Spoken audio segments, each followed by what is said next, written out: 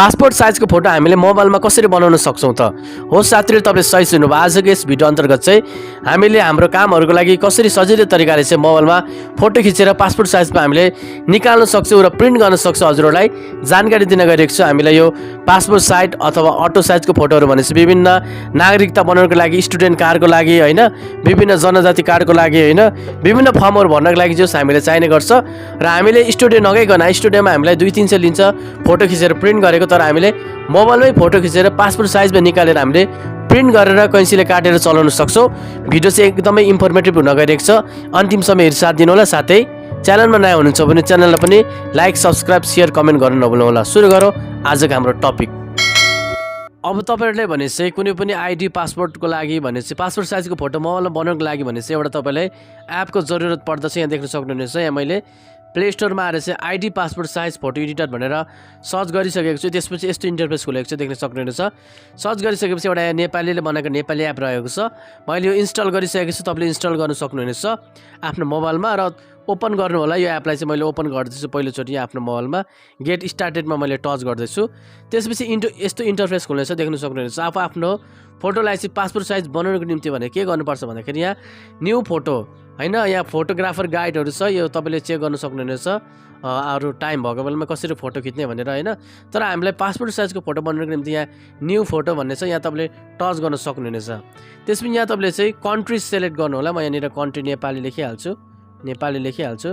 यो नेपाली मैले यहाँ सर्च गरेको छु। त्यसपछि यस्तो आउँछ Nepali ID auto size, passport size र मेसिन रिडेबल भनेको छ। नेपाल अनलाइन भिसा, तपाईँ के को लागि तपाईँ चाहिँ पासपोर्टको फोटो बनाउन चाहँदै हुनुहुन्छ पासपोर्ट साइजको, म यो नेपाल आइडी अटो साइजमा अगाडि नै म सिलेक्ट गर्छु, किनकि यो अनलाइन फर्महरूको लागि पनि हुन्छ। यहीँ म सिलेक्ट गर्छु। त्यसपछि यहाँ तपाईँले डिपिआई सिलेक्ट गर्नु होला। मैले 300मा गरेँ, ओके गरिदिनु होला। त्यसपछि अलो गरिदिनु होला है। एडहरू आउँछ, यो एडलाई चाहिँ तपाईँले इग्नोर गर्नुपर्ने हुन्छ। यो मैले फेरि पनि भने न्यू फोटोमा टच गरिसकेपछि यहाँ नेपाल आइडी अटो साइज मैले भने र 300मा डिपिआई राखेपछि ओके गरिदिनु होला। त्यसपछि यस्तो इन्टरफेस खुल्नेछ है। अब तपाईँले यहाँनिर क्यामेरामा टच गर्नुभयो भने चाहिँ यहाँनिर तपाईँले यहाँ क्यामेराबाट पनि गर्न सक्नुहुनेछ। यहाँनिर यसरी क्यामेराबाट पनि आफूले चाहिँ फोटो खिचेर गर्न सक्नुहुनेछ हैन। यसरी तपाईँले गर्न सक्नुहुनेछ, यसरी पनि तपाईँले गर्न सक्नुहुनेछ। नत्र तपाईँले चाहिँ पहिल्यै फोटो खिचिसक्नु भएको छ भने यहाँ गरेलीमा टच गर्नु होला, देख्न सक्नुहुन्छ। त्यसपछि यस्तो इन्टरफेस आउँछ, यहाँ क्यामेरा र गरेली छ। अब तपाईँले फोटोलाई पासपोर्ट साइजमा निकाल्नको लागि गरेलीमा टच गर्नुपर्ने हुन्छ, फोटो छान्नुपर्ने हुन्छ। त्योभन्दा अगाडि तपाईँलाई म एउटा सजिलो सर्टकट तपाईँलाई बताउँछु। तपाईँहरू के गर्नु भन्दाखेरि क्रोममा आउनु होला, तपाईँलाई त्यहाँनिर सजिलो हुन्छ फोटो बनाउनको निम्ति। त्यसपछि यहाँ गएर चाहिँ तपाईँले बिजी रिमुभ भनेर टच गरिदिनु होला, यो ब्याकग्राउन्ड रिमुभ भनेर। अहिले नै हामीले फोटोको ब्याकग्राउन्ड रिमुभ गऱ्यौँ भन्ने सजिलो हुन्छ हामीलाई। बिजी रिमुभमा तपाईँले एकचोटि टच गर्नुभयो भने यहाँ अगाडि नै एउटा वेबसाइट आउँछ, रिमुभ इमेज ब्याकग्राउन्ड भनेर, यहाँ तपाईँले टच गरिदिनु होला। त्यसपछि यहाँ अपलोड इमेज छ, तपाईँले यहाँ टच गर्नु होला।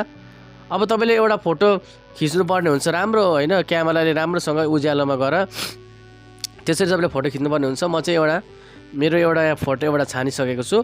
त्यसपछि डन गरिदिनु होला। यो ब्याकग्राउन्ड रिमुभ मात्र हुन्छ हाम्रो, यो पिएनजी फर्मेटमा आउँछ यो फोटो चाहिँ। यति गरेपछि यो मेरो ब्याकग्राउन्ड हटिसकेको छ है। अब डाउनलोड गरिदिनु होला। यो मेरो डाउनलोड भइसकेको छ यता गरेलीमा। अब तपाईँ यहाँ पासपोर्टमा आउनु होला। त्यसपछि यो ग्यालेरीमा एप्लिकेसनमा आउनु होला पासपोर्ट बनाउने फोटोको। त्यसपछि यहाँ गरेलीमा टच गरिदिनु होला। तपाईँहरू देख्न सक्नुहुनेछ भर्खर मैले ब्याकग्राउन्ड रिमुभ गरेको फोटो यहाँ अगाडि आइसकेको छ। म यहाँ टच गर्छु। अब यो पासपोर्ट साइजको फोटो बनिन्छ। अब यसलाई काटछाट यहाँबाट पनि गर्न सक्नुहुन्छ। यहाँ स्टार्ट एडिटिङमा तपाईँले टच गरिदिनु होला। यहाँ एडहरू आउँछ, यो एडलाई चाहिँ तपाईँले इग्नोर गर्नुपर्ने हुन्छ। अब यति आइसकेपछि यहाँ नेक्स्टको बटनमा माथि टच गरिदिनु होला। तपाईँले यहाँ नेक्स्टको बटनमा टच गरिसकेपछि देख्न सक्नुहुनेछ यस्तो इन्टरफेस खुलेको छ। तपाईँले यो फेसलाई चाहिँ आफ्नो फेसको यो गोलोलाई चाहिँ आफ्नो फेसको यहाँ वरिपरि तपाईँले यसरी मजाले बनाउनु पर्ने हुन्छ। देख्न सक्नुहुनेछ यहाँ मैले मजाले बनाउँदैछु। मेरो भइसकेको छ। म यहाँ क्रपमा जान्छु, माथि क्रपको अप्सनमा टच गरिसकेपछि मेरो पासपोर्ट साइजको फोटो बनेर रेडी भइसकेको छ। अब यो राम्रो लागेन भने यहाँ ब्राइटनेसहरू पनि तपाईँले बढाउन सक्नुहुन्छ यसरी हैन। त्यसपछि यहाँ कन्ट्रास्ट पनि गर्न सक्नुहुनेछ, फोटोलाई अलिकति गाढा पनि गर्न सक्नुहुनेछ। तपाईँको इच्छा बमोजिम यसरी सादा, कहीँ सादा लाग्छ यसरी सादा पनि बनाउन सक्नुहुनेछ। म चाहिँ यो ओरिजिनलै मलाई ठिक लागेको छ, यो ओरिजिनलै म गर्छु। त्यसपछि तपाईँहरू के गर्नु भन्दाखेरि यहाँ नेक्स्टको बटनमा फेरि टच गरिदिनु होला माथि। यति गरिसकेपछि यहाँ देख्न सक्नुहुनेछ फोटो साइज पनि चुज भइसकेको छ, टिक लागिसकेको छ। अब यहाँनिर ब्याकग्राउन्ड कलर पनि यहाँ टिक लागिसकेको छ, किनकि यहाँनिर हामीले अघि पिएनजीमा फोटो राखेको थियौँ। अब यहाँ ब्याकग्राउन्ड कलरमा टच गरिदिनु होला एकचोटि, यहाँ देख्न सक्नुहुनेछ। अब तपाईँले यहाँनिर एड आएको छ, म एडलाई क्रस गर्छु, क्रस गरिहाल्छु। अब तपाईँले ब्याकग्राउन्डमा चाहिँ कलर पनि राख्न सक्नुहुनेछ तपाईँको इच्छा बमोजिमको है। त्यसको लागि तपाईँले यहाँनिर फिलमा गइसकेपछि यहाँ कलरको अप्सन छ है। कलर तपाईँले मैले सेतो राखिसकेको छु, यहाँ देख्न सक्नुहुन्छ कलर राखिसकेको छु। अब तपाईँले राइटको अप्सनमा टच गरिदिनु होला, फेरि यहाँ सेपको अप्सनमा टच गरिदिनु होला।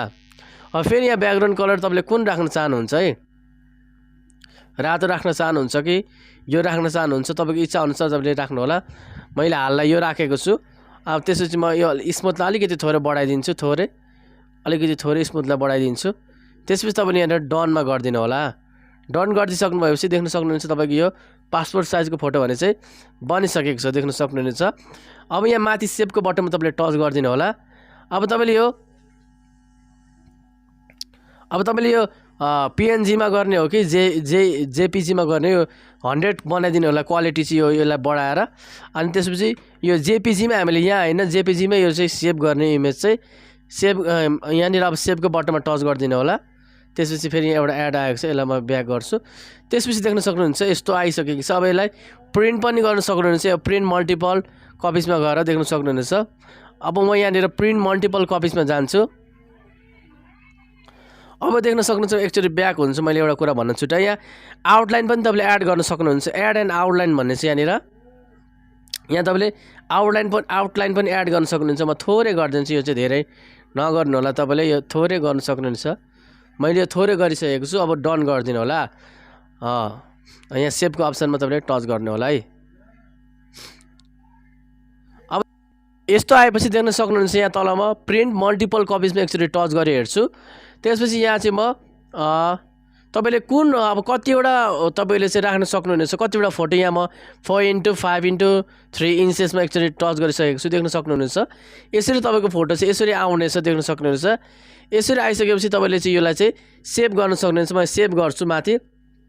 अब तपाईँले यसलाई घटाउनु बढाउनु पनि सक्नुहुनेछ, कतिवटा राख्ने यसरी घटाउनु बढाउनु पनि सक्नुहुनेछ, यसरी माइनस पनि गर्न सक्नुहुनेछ। फोटो चाहिँ कतिवटा राख्ने तपाईँको इच्छा अनुसार चाहिँ तपाईँले यसरी बङ्गाउने टिङ्गाउने पनि गर्न सक्नुहुनेछ।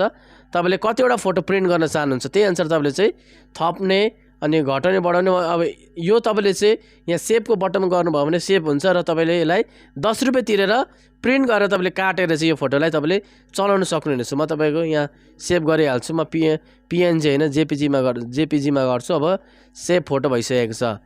यो फोटो भने चाहिँ मेरो सेभ भइसकेको छ है। हजुरहरूलाई आजको यस भिडियो कस्तो लाग्यो र भिडियो मन पर्यो भने चाहिँ भिडियोलाई चाहिँ एक लाइक गर्न नभुल्नु होला। साथै च्यानलमा नयाँ हुनुहुन्छ भने च्यानललाई पनि सब्सक्राइब गरी हामीसँगै जोडिनु होला। म तपाईँहरूलाई यस्तै विभिन्न काम लाग्ने भिडियोहरू तपाईँको माझमा ल्याइराख्नेछु। आजलाई यति नै, धन्यवाद दिँदा पाऊँ। जय नेपाल।